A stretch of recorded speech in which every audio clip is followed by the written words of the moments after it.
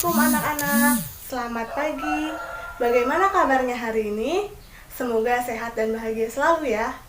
Oke, sebelum menonton video pembelajaran ini, pastikan kalian sudah mengisi absen yang sudah ibu buat di GCR ya. Dan jangan lupa untuk berdoa terlebih dahulu. Sebelumnya ibu ingin bertanya, dari manakah kita mendapatkan energi? Ya, betul sekali, kita mendapatkan energi dari makanan. Nah, apa sih yang dilakukan tubuh sehingga bisa mengubah makanan menjadi energi? Betul, tubuh kita melakukan metabolisme untuk mengubah makanan menjadi energi. Nah, hari ini kita akan belajar mengenai metabolisme sel. Tujuan dari pembelajaran ini yaitu setelah dilakukan diskusi, siswa diharapkan dapat menjelaskan pengertian metabolisme dan mendeskripsikan fungsi enzim dalam proses metabolisme dengan benar. Yang kedua, dapat menguraikan proses-proses katabolisme dan anabolisme karbohidrat dengan baik. Kemudian yang terakhir, siswa dapat mengumpulkan informasi teknologi yang berkaitan dengan metabolisme makanan yang baik. Apakah kalian tahu metabolisme itu apa? Metabolisme merupakan rangkaian reaksi kimia yang diawali dengan substrat dan diakhiri dengan produk. Metabolisme sel ini dapat dibagi menjadi dua. Yang pertama ada katabolisme dan yang kedua ada anabolisme. Metabolisme ini erat kaitannya dengan enzim. Enzim itu merupakan senyawa organik atau katalis protein yang dihasilkan sel dalam suatu reaksi. Enzim ini bertindak sebagai katalis, artinya enzim dapat meningkatkan laju suatu reaksi tanpa ikut bereaksi atau dipengaruhi oleh reaksi kimia tersebut. Nah, enzim ini memiliki sifat yang khas, yaitu hanya mempengaruhi zat tertentu yang disebut substrat. Substrat merupakan molekul yang bereaksi dalam suatu reaksi kimia dan molekul yang dihasilkan disebut produk. Kemudian, apakah kalian tahu komponen enzim itu terdiri dari apa saja? Nah, penyusun utama enzim ini adalah molekul protein yang disebut dengan alpha-enzim. Agar berfungsi sebagaimana mestinya, enzim memerlukan komponen lain yang disebut kofaktor. Kofaktor ini merupakan komponen non-protein yang berupa ion atau molekul. Berdasarkan ikatannya, kofaktor ini dibagi menjadi tiga. Yang pertama ada gugus protestik, koenzim, dan ion-ion anorganik. Selanjutnya yaitu cara kerja enzim. Cara kerja enzim dapat dijelaskan dalam dua teori, yaitu yang pertama ada teori anak kunci dan gembok atau lock and key teori. Dalam teori ini, enzim dan substrat bergabung bersama membentuk kompleks, seperti kunci yang masuk ke dalam gemboknya. Di dalam kompleks, substrat dapat bereaksi dengan energi aktivasi yang rendah. Setelah bereaksi, kompleks lepas dan melepaskan produk serta membebaskan enzim. Yang kedua ada teori kecocokan yang terinduksi atau induced feed theory. Menurut teori ini, sisi aktif enzim merupakan bentuk yang fleksibel. Ketika substrat memasuki sisi aktif enzim, bentuk sisi aktif termodifikasi melingkupi substrat yang membentuk kompleks. Ketika produk sudah terlepas dari kompleks, enzim tidak aktif menjadi bentuk yang lepas, sehingga substrat yang lain kembali bereaksi dengan enzim tersebut. Selanjutnya ada sifat-sifat enzim.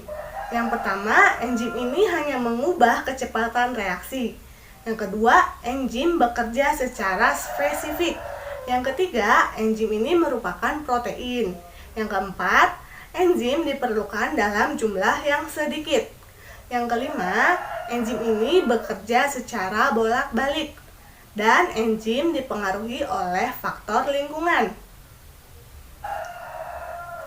Selanjutnya, bagian dari metabolisme yaitu ada katabolisme.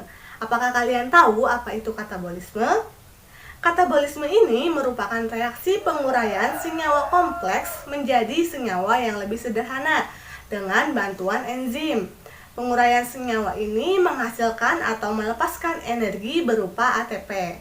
Energi yang dilepaskan oleh reaksi katabolisme ini disimpan dalam bentuk fosfat, terutama dalam bentuk ATP dan berenergi elektron tinggi NADH2 serta FADH2.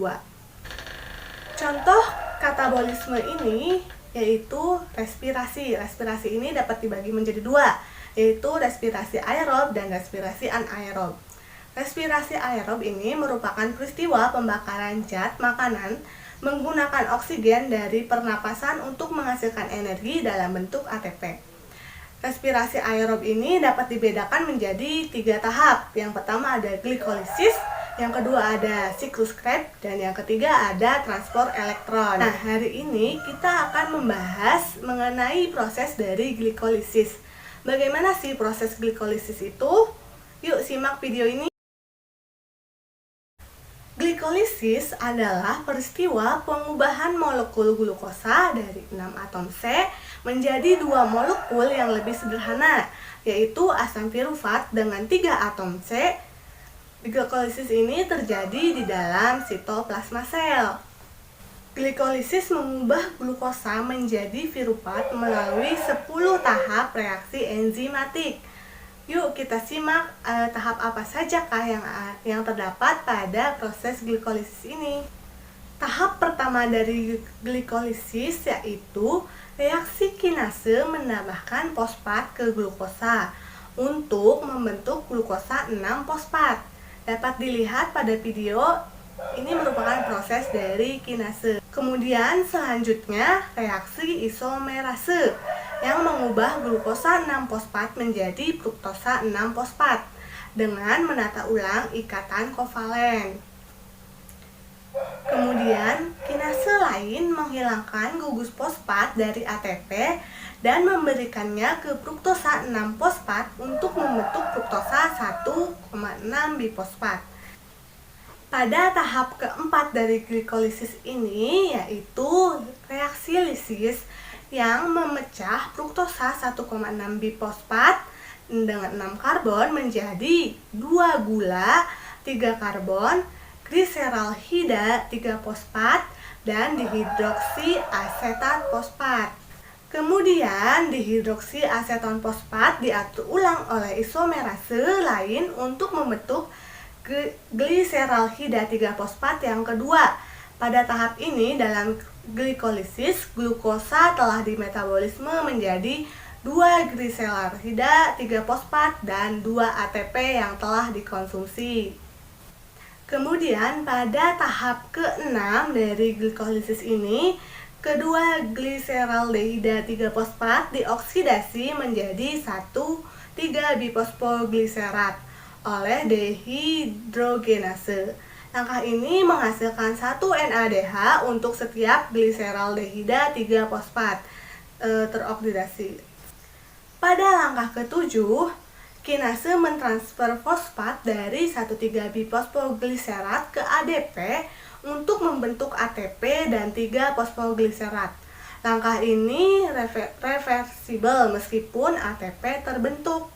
Langkah selanjutnya yaitu melibatkan reaksi mutasi yang memindahkan fosfat pada karbon ketiga 3-fosfogliserat ke posisi karbon kedua membentuk 2-fosfogliserat. Pada langkah ke-9, reaksi liase menghasilkan air dari 2-fosfogliserat untuk membentuk fosfoenol pirufat. Dan pada tahap terakhir dari glikolisis ini, reaksi kinase menghilangkan gugus fosfat dari fosfoenol pirufat dan menyumbangkannya ke ADP untuk membentuk ATP dan pirufat seperti reaksi 1 dan 3. Langkah ini tidak dapat diubah. Dan pada tahap ini, 2 molekul pirufat, 4 ATP dan 2 NADH terbentuk untuk setiap glukosa yang dipecah dan diglikolisis. Pirufat dan NADH dapat digunakan dalam respirasi aerobik untuk menghasilkan energi lebih banyak bagi sel. Nah, itu merupakan tahap-tahap dari glikolisis. Semoga dengan adanya video animasi tersebut, kalian menjadi lebih mudah untuk memahami proses dari glikolisis ini. Karena waktunya sudah habis, kita akhiri saja pertemuan kali ini. Tugas untuk minggu depan, kalian bisa mencari tahap-tahap dari siklus Krebs dan transport elektron. Coba kalian buat dalam bentuk mind map. Minggu depan kita akan bahas mengenai siklus Krebs dan transport elektron. Oke, semoga kalian bisa memahami apa yang sudah Ibu sampaikan. Terima kasih. Wassalamualaikum warahmatullahi wabarakatuh.